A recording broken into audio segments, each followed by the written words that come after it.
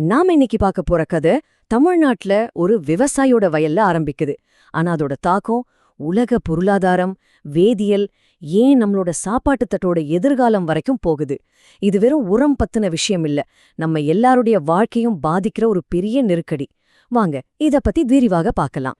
பாருங்க, இந்த ஒரு வரிதான் இந்த முழு பிரச்சனையோட ஆணிவேர்.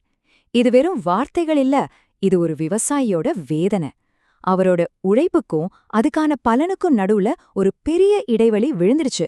அந்த இடைவெளி ஏன் விழுந்துச்சு, அது எப்படி நம்ம எல்லாரையும் பாதிக்குதுன்னு தான் நாம ஆழமா பார்க்க போறோம். இந்த கேள்விக்கு பதில் எங்க இருக்கு தெரியுமா? வாங்க நம்ம நேரா தென்னிந்தியாவுல ஒரு வயலுக்கே போவோம். அங்கதான் நம்ம கதையோட ஆரம்பம் இருக்கு. ஒரு நிமிஷம் யோசிச்சு பாருங்களேன். காவிரி டெல்டா பகுதி. ஒரு சின்ன விவசாயி வானத்தையே பார்த்துட்டு நிக்கிறார். அடுத்த பருவமழை எப்போ வரும், எப்போ விதைக்கலான்னு காத்துட்டு இருக்கார்.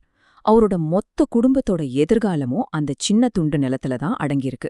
ஆனா அவரோட மனசுக்குள்ள 1000 கவலைகள் ஓடிட்டு இருக்கு. அடேங்கப்பா, போன வருஷத்தை விட இந்த வருஷம் உரம் விலை எங்கேயோ போடுச்சே. சரி, காசு இருந்தாலும் கேட்ட நேரத்துக்கு உரம் கிடைக்குமா?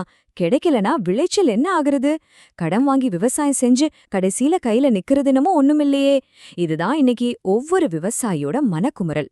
சரி, நம்ம ஊர்ல ஒரு மூட்டை உரத்தோட விலை ஏன் இப்படி ராக்கெட் மாதிரி மேல போகுது? இதுக்கு பதில் தெரிஞ்சுக்க நாம இந்த வயல்வெளியை விட்டு கொஞ்சம் வெளியே வந்து உலக வரைபடத்தை விரிச்சு பார்க்க வேண்டியிருக்கு. நம்மளோட பயணம் இப்ப ஒரு கெமிஸ்ட்ரி லேபுக்குள்ள போகுது. இங்கதான் ஹேபர் புஷ் செயல்முறை அப்படிங்கிற ஒரு மேஜிக் நடக்குது. அதாவது நம்மள சுத்தி இருக்கிற சாதாரண காத்துல இருந்து நைட்ரஜன் எடுத்து அது செடிகளுக்கு தேவையான சத்தான அம்மோனியாவா மாத்துற ஒரு டெக்னிக். சொல்லப்போனா இதுதான் இன்னைக்கு உலகத்துக்கே சோறு போடுற ஒரு தொழில்நுட்பம். ஆனா இந்த மேஜிக் நடக்க ஒரு முக்கியமான மூலப்பொருள் தேவை. அது என்ன தெரியுமா? இயற்கை எரிவாயு. அதாவது சிம்பிளா சொல்லணும்னா, உரத்தோட உற்பத்தி விலையும் கேஸ் விலையும் ஒன்னோட ஒன்னு பிணைக்கப்பட்டது. கேஸ் விலை ஏறிச்சுன்னா உரத்தோட விலையும் ஏறும். அவ்வளவுதான் கணக்கு. இப்ப நீங்க பாக்குற இந்த கெமிக்கல் ஈக்குவேஷன் தான் நவீன விவசாயத்தோட இதய துடிப்பு. பார்க்க ரொம்ப சிம்பிளா தெரியுதா? ஆனா இந்த வினையை நிகழ்த்துறதுக்கு கட்டுக்கடங்காத வெப்பமும் அழுத்தமும் தேவை. அதாவது கொஞ்சமான எரிசக்தி தேவை. எவ்வளவு எரிசக்தின்னு கேக்குறீங்களா? இந்த ஒரு ரசாயன வினைக்காக மட்டுமே ஒட்டுமொத்த உலகமும் பயன்படுத்துற மொத்த ஆற்றல்ல 2% செலவாகுது. ஆமா, நீங்க கேட்டது கரெக்ட் தான்.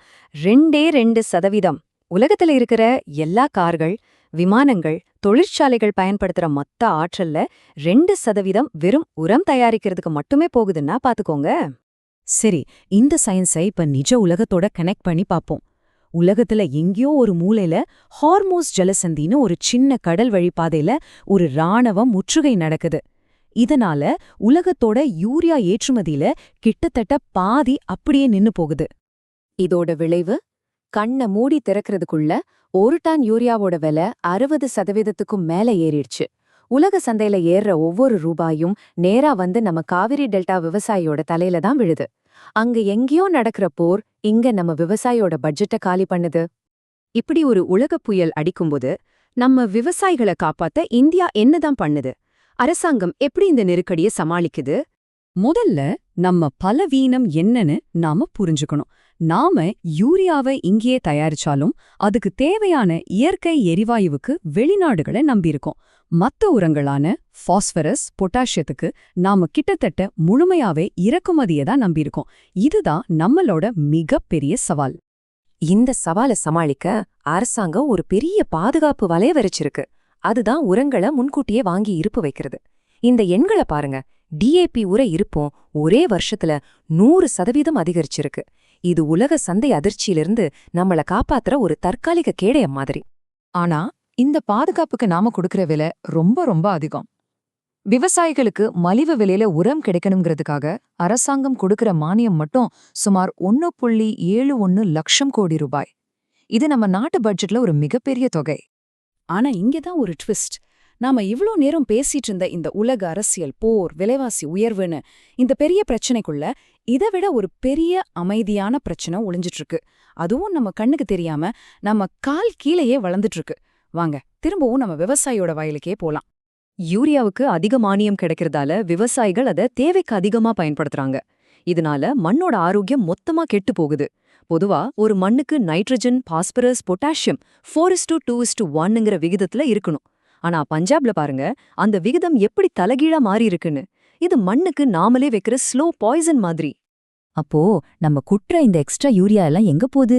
அது நைட்ரேட்டா மாறி மழை தண்ணியில கரைஞ்சு மெதுவா பூமிக்குள்ள இறங்கி நம்ம நிலத்தடி நீரோட கலந்துடுது. சிம்பிளா சொல்லணும்னா நம்ம வயலுக்கு போட ரசாயனம் கடைசியில நம்ம குடிக்கிற தண்ணிக்குள்ளேயே வந்துடுது. இதோட விளைவு என்ன தெரியுமா? ரொம்பவே கொடூரமான நோய்கள், குறிப்பா குழந்தைகளை பாதிக்கிற ப்ளூ பேபி சிண்ட்ரோம். இது ஏதோ தூரத்துல நடக்கிற கதை இல்ல.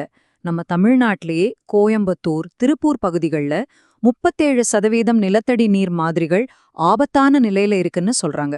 இது நம்ம குழந்தைங்களோட ஆரோக்கியத்துக்கு நாமளே வச்சிருக்கிற கொல்லி. சரி, ஒரு பக்கம் உலக அரசியல் நம்ம பட்ஜெட்டை காலி பண்ணுது, இன்னொரு பக்கம் நம்ம விதானங்களே நம்ம நிலத்தை விஷமாக்குது. ஒரு பக்கம் பணமும் போது, இன்னொரு பக்கம் மண்ணும் போது. அப்ப என்னதான் வழி? நம்ம முன்னேறி போக வேண்டிய பாதை எது? நல்ல வேளையா சில தீர்வுகள் நம்ம கண்ணு முன்னாடி இருக்கு. ஒவ்வொரு விவசாயிக்கும் அவங்க நிலத்தை மண் பரிசோதனை செஞ்சு அதுக்கு என்ன தேவையோ அதை மட்டும் கொடுக்கற மண் சுகாதார அட்டைகள் இருக்கு. நவீன நானோ தொழில்நுட்பம் இருக்கு. ஏன் எதிர்காலத்துல சுற்றுச்சூழலுக்கு பாதிப்பு இல்லாத பசுமை உரங்கள் வரைக்கும் பல யோசனைகள் இருக்கு. ஆனா இந்த தீர்வுகள் எல்லாம் அவ்வளவு சுலபமா இல்ல. உதாரணத்துக்கு அரசாங்கம் ரொம்ப நம்புற நானோ யூரியாவை எடுத்துக்கலாம். ஒரு சின்ன பாட்டில் ஒரு மூட்டை உரத்துக்கு சமம்னு சொல்றாங்க. ஆனா பல விவசாயிகளுக்கு அதோட ரிசல்ட் மேல பெரிய சந்தேகம் இருக்கு. டெக்னாலஜி மட்டும் இருந்தா போதாது, விவசாயிகளோட நம்பிக்கையும் நம்ம சம்பாதிக்கணும் இல்லையா? எல்லாத்துக்கும் மேல இந்த நெருக்கடியோட இன்னொரு பயங்கரமான பக்கத்தை நம்ம புரிஞ்சுக்கணும். இந்த சமநிலையற்ற உர பயன்பாட்டால நம்ம விளைவிக்கிற அரிசியில, கோதுமையில சத்துக்களே இல்லாம போயிடுச்சுன்னு ஒரு ஆய்வு எச்சரிக்குது. அதாவது நம்ம வயிறு நிறையதே தவிர உடம்புக்கு தேவையான ஊட்டச்சத்து கிடைக்கிறதில்ல. கடைசியா நம்ம முன்னாடி ஒரு முக்கியமான கேள்வி நிக்குது. நம்ம விவசாயத்தோட எதிர்காலம்ங்கிறது அடுத்ததா ஒரு புது கெமிக்கலை கண்டுபிடிக்கிறதுல இருக்கா, இல்ல பல ஆயிரம் வருஷமா நம்ம முன்னோர்கள் செஞ்ச மாதிரி மண்ணோட ஆரோக்கியத்தை மீட்டெடுக்கிறதுல இருக்கா? இதுக்கு நாம சொல்ற பதில்ல தான் நம்ம எல்லாருடைய எதிர்காலமும் அடங்கியிருக்கு.